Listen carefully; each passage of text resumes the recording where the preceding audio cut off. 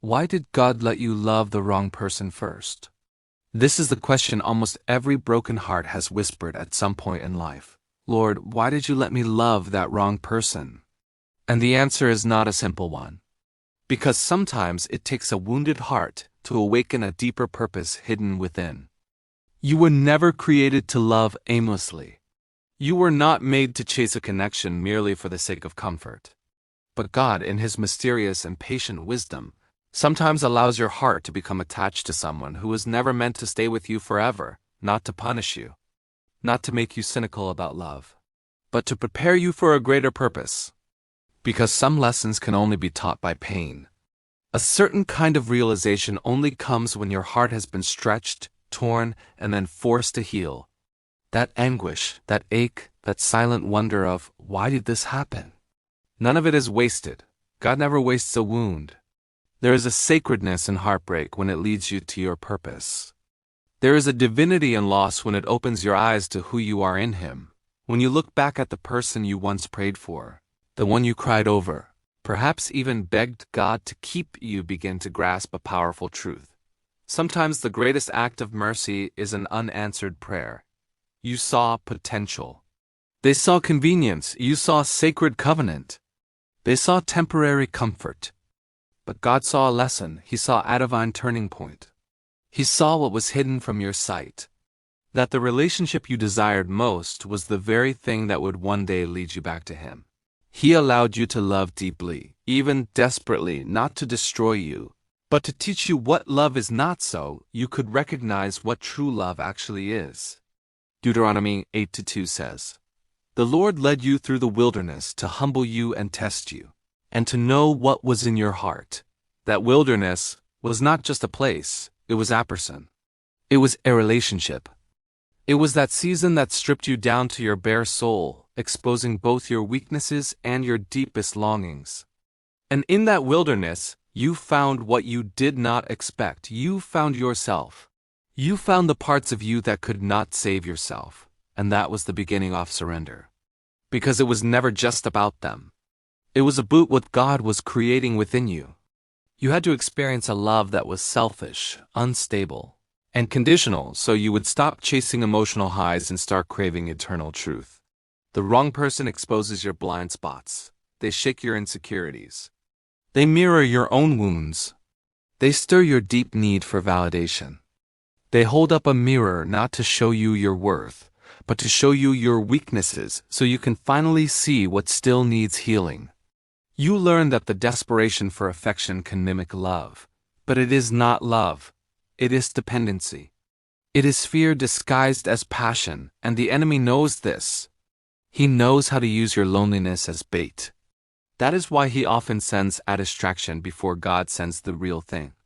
A counterfeit connection can provide intense emotions, but it leaves you anxious.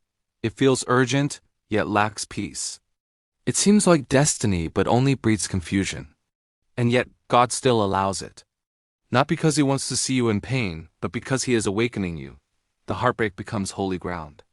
The tears become a testimony. Romans 8:28 does not promise that everything will feel good, but that all things will work together for your good. The wrong person stripped away your illusions. They shattered your fantasy. They left you with questions. But those questions led you to God. You cried, "Lord, why did you let me love that person?" And a whisper came from heaven, "Because I needed you to see who you are without me. You trusted. You loved that person more than you trusted and loved me. You made them your future, your hope, your emotional lifeline. And when they left, I remained." That was the lesson. That even when your most cherished person walks away, you have not been abandoned. Isaiah 43:2 says, "When you pass through the waters, I will be with you. You did not drown. You were delivered. You did not lose. You learned. You did not fall apart. You were upheld." You stopped measuring your worth through their eyes and began to see it through the eyes of your Creator. God let you love the wrong person first so that your soul would never again settle for an imitation. Because real love, the love God designs, is not built on chemistry, timing, or passion alone. It is built on character, sacrifice, and truth. It is the love described in 1 Corinthians 13. The love that is patient, kind, selfless, humble, and forgiving. And such love cannot be faked for long. When you have been through the wrong kind of love, you begin to hunger for something deeper. You crave peace over chaos. You crave prayer over pressure. You crave a genuine partnership over performance. You begin to understand that the right love doesn't just attract you.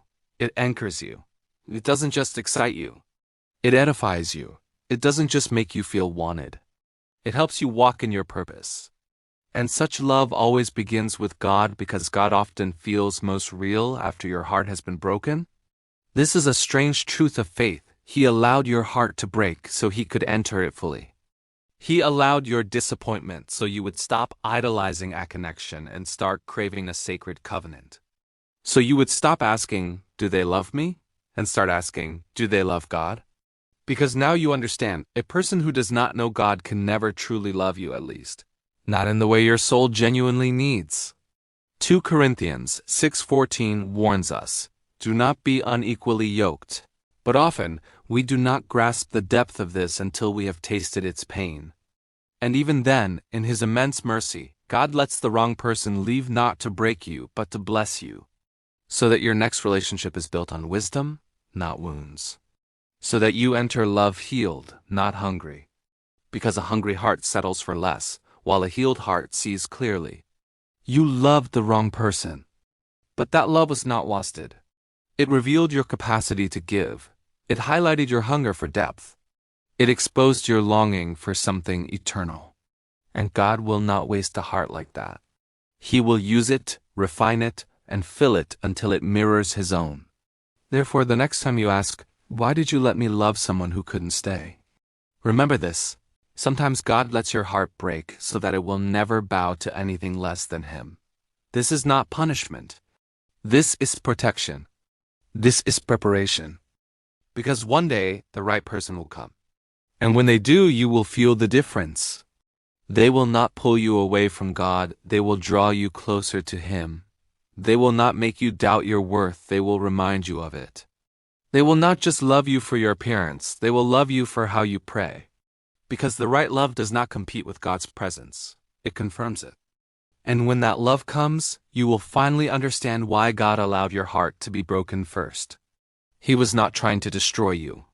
He was preparing you for a love that reflects His own. So do not curse the heartbreak. Do not despise the lesson. Because one day, you will look back and know, it was no trajectory, it was redirection. It was not loss, it was love in disguise. It was not themed, it was the beginning of becoming whole. And that is when you will finally see why God let you love the wrong person first. If this message has touched your heart, take a moment to pause, breathe, and thank God. Not just for what He gave, but also for what He took back. Because sometimes His no is the first step in your healing. The wrong person did not ruin your story, they gave it a new direction. Every tear, every prayer, every moment your pleas seemed unanswered. All were working together to bring you back to the one who never leaves you alone. So as you heal, do not rush the next chapter. Let God write it. Let Him rebuild your heart with His hands, not with your haste. Because when His appointed time arrives, everything will make sense. Every broken heart, every lesson, every delay.